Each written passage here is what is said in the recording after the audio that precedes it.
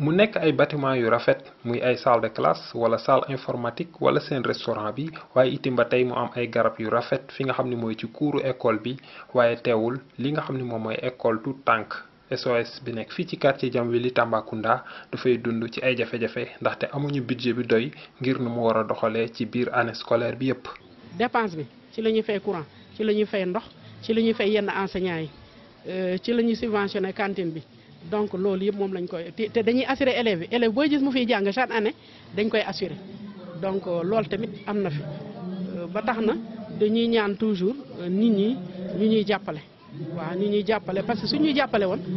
inscription yi sax droit d'inscription dañ koy baissé mais présentement nit ñi buñ ko wàññee dañuy am gàpp. damay bañ feesal classe yi parce que boo feesalee classe yi tamit doo am liggéey bu mucc ayib te liggéey bu mucc ayib bi loolu la ñuy rechercher parce que boo gisee parents yi jógee ba Tamba di ñëw fii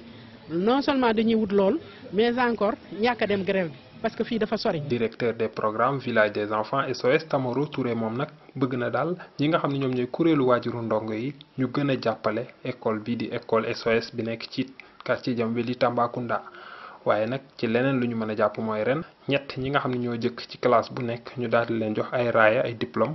waaye itam ba tey di fàttali rek ci fukk ak ñaari classe yi classe bu ci nekk jël nañu juróomi ndongo yi nga xam ni ñoo jël raw gàddu yi ñoom ñëpp ñu daal di leen a neexal ngir soññ seeni morom.